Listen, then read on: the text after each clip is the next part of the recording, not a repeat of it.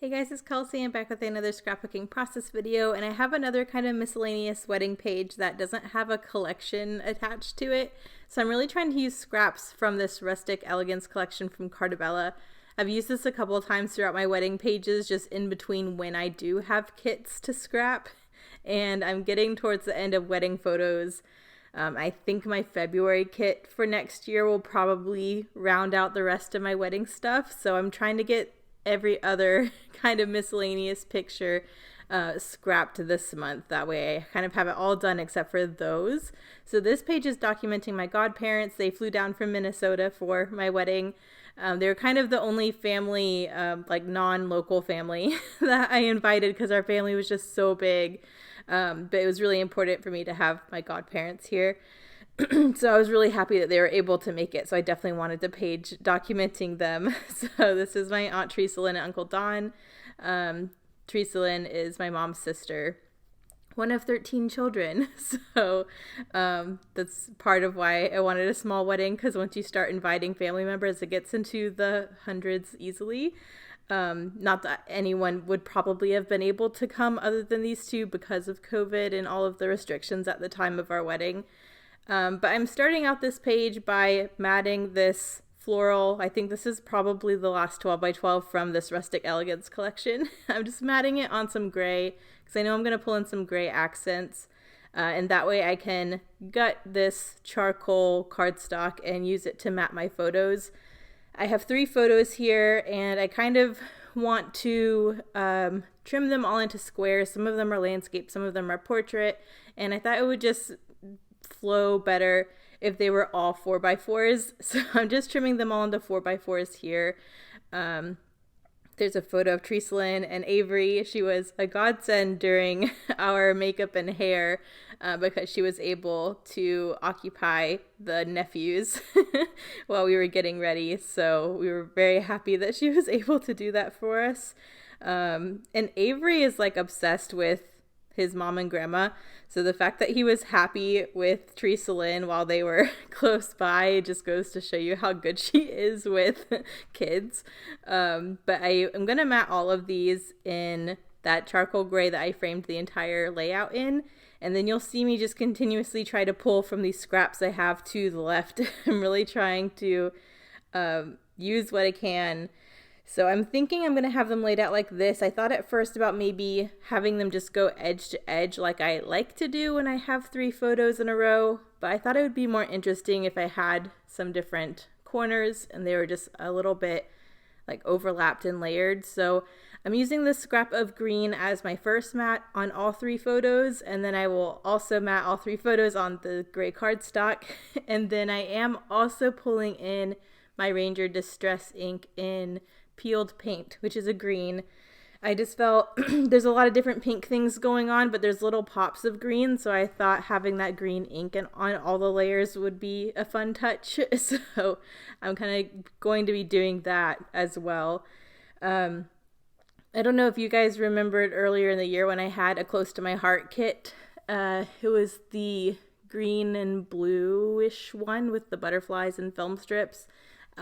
There's a couple scraps from that I tossed into this collection because I thought they would go. So I do get those used up here too, which was nice. But here I am just going in and inking everything.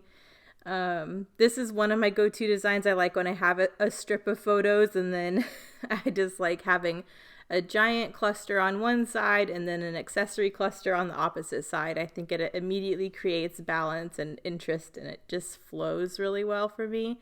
So that's kind of where I'm going with this design once I get everything matted. But I'll pretty much lay the photos down how I had them before, where they're just overlapped a little bit. I definitely want Teresa Lynn and Avery on the left since she's looking into the page. I think that just makes the most sense. And then because the middle photograph is the one that's overlapped the most, I'm going to have that be Uncle Don's, what is that called? I should know what that's called. The little flowers that are pinned to his shirt. I'm going to remember the boutonniere. I was like, I'm going to remember the second this process video is over. Just because that's kind of the focus of that photo. And so that's the one that I think is easiest to have a lot of overlapping with. And then I'll have the photo of the three of us to the right. So I'm going to get those resituated. And then I do have this scrap to the left here of this pink strip. I thought it would be nice having that anchor point for all of these photos to sit on. But I didn't like the blockiness of it. There's already a lot of blockiness going on with the gray mats around all the square things. But to say, I wanted to do a torn edge on this pink strip. So I'm just using my ruler to get a semi-straight torn edge to add a little bit of interest. And I'm going to ink that in the green as well. I love the way inking looks on torn edges. So I'm going to ink this really quick, and then that's going to run underneath the photos. And then I'm pretty sure after that I start building my clusters on top. So I'm thinking my larger cluster is going to be to the upper left hand of the page, and then I'll just have a smaller one to the lower right hand.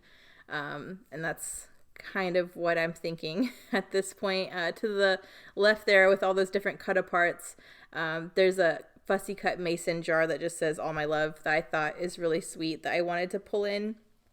So I'm going to base this first cluster off of that once I finally get all of this stuff glued down. But I think we're almost there. I'm just using my grid mat to make sure these are kind of lined up. I kind of want the two photos coming off to the side at the same angle and overlapping the same amount. So I was just using my grid mat for that. And then I don't know if I glue them down now or I start building my clusters, but they pretty much stay right there. Yeah, I'm going to glue them down. They pretty much stay there because I know I'm going to be building towards the top with a larger cluster. So I kind of want these photos down towards the lower third quadrant. And here I'm just going to lay out a couple of the things. I'm just going through quickly the fussy cuts things I already had ready and separating what I definitely don't want to use and then laying out the possible options. So the mason jar will definitely be something I get used up. I have a doily and a glassine bag I brought in for potential layering options. This ledger print with a gray stripe is the leftover from the Close to My Heart kit that I just thought went really well with this collection. So I'm going to use my notebook edge punch just because it's a ledger paper. I feel like that makes sense. And I just love the detail, like the decorative edge of the notebook edge punch. I will put it on every page. I used to only use it if it was like a school page or like a work page where office supplies was an appropriate theme. But now I feel like I use the notebook edge punch on everything. I just think it's a fun layer. So I have that. I have my doily scrap and a glassine bag. And that little mason jar, which is going to be the focal point. I do want to build a little bit more off of this, but this is kind of the base of everything I wanted to use that I for sure want to get down. So I'm going to go ahead and try to glue it all together so it stops shifting. And then I can build from there. And things shifted anyways while I was trying to glue stuff down, so I'm kind of repositioning. But I like how this looks with the mason jar, so I'm going to go through a couple of these other cut apart pieces to see what else I might want to use. I don't know if I'm trying to remember if I do the lower cluster at all first or I just focus on this one for now. But yeah, that's kind of the point of this one. I do want to balance my colors. There's a lot of pink and accents of green, but I'm also introducing this aqua in this cluster, so you will see me pull in a couple little aqua elements to make sure that that color kind of makes sense. So here's an aqua label. I'm pulling in one of the little ampersand fussy cut pieces, and then I tried to corner round it just for a little bit interest and it didn't work out, so I just grabbed a different ampersand and did the corner rounding technique with it. But I wanted something in that little corner, and I think the ampersand is appropriate. So inking that as well, and then we'll get this stuff glued down. There is a partial sticker sheet that I still have for this collection, so I definitely want to get a bunch of stickers on here at some point, but right now I'm focusing on the cut aparts. So I also wanted to get this really big like stamp piece used up, but it does not make it. But once I got the spacing for this cluster, I figure I would go ahead and get my title down. I knew I wanted a pink title. I think I would have preferred green. If I had a green title, that would have went. But I'm going in with this Felicity Jane. I'm pretty sure this is from the Brooke collection. It's just a really sweet, puffy pink alphabet. And I'm just going to spell out So Happy because that's just one of the few things I could spell with it. I really wanted to spell Godparents or something like that. But it just wasn't working with the letters that I had, so I could spell this, so I just went with it. And then this new little alpha that I just got from their Black Friday sale, this really sweet puffy white alpha, I'm just going to spell Godparents on the bottom of that photo with all of us, just so it is labeled. And I really like that sweet little white detail and having some text on the bottom since the title's on the top. And that's kind of when I build my cluster down there. I'm pretty sure is based off of that. Franklin, do not jump. Oh, sorry. He's doing voiceovers with me, and he crawls up to my shoulder and then wants to jump to the back of my chair, and I'm always worried he's going to try to jump down. Stay with me. I'm warm. He just got a bath, so he's feeling fresh. Here's a branding strip I'm going to add. I really wanted the title to look straight, but since it's going over the kind of tilted photo, I decided to add a scrap of a branding strip there just to create that horizontal edge so it doesn't look like the end of that title is floating. And then since I did that, I went in with another scrap of the same type of branding strip, and I'm coming out to the left of the cluster on the lower section. And I like that gray is kind of in both areas. It pulls in the gray from that scrap I pulled in earlier. So just trying to balance colors again. It was a pretty simple page, but it is, even though it's all pastels and kind of light, there are a bunch of different colors going on that I wanted to make sure all went together. So getting that down. And then I am going to use one of the little Stampin' Journaling pieces just to do a little bit of journaling at the end. That'll go in that cluster too, or I'm going to do it now, I guess. I don't remember. So all I say is so blessed that Donna Teresa Lynn could come to the wedding. They're already labeled as godparents, so I feel like that part I didn't need to write in the journaling. And then I did find Franklin. He's distracting me because he's like trying to crawl down my arm now. Yes, so I did find that cut apart heart I popped up on some foam, and now here's the sticker sheet I'm trying to pull in to get some extra things used up. So there's this little wreath I decided to use in 2 different sections.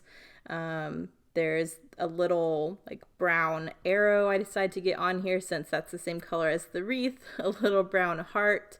I realized that I had that kind of light brown detail on the mason jar, so I'm just trying to find a couple other areas where I can bring in that color.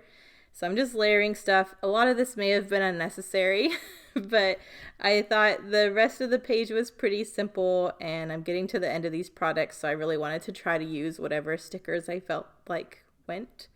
So that was pretty much what I was doing now. And there's also this blue butterfly I really wanted to get used up, so I did pop that up on some foam, and that's going to go to the right of the title.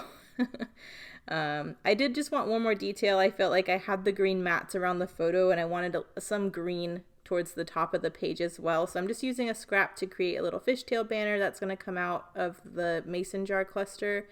And then I think after that, I pretty much go in with some green enamel dots that I just got from Freckled Fawn in their Black Friday sale. And I'm going to dot those around in 3 separate areas too. So I have 3 by the butterfly, 3 in the mason jar cluster, and then 3 down by the heart in the lower cluster. And then that's pretty much it. So close-ups will be here in a minute. Thank you guys so much for watching, and I'll see you in the next one. Bye.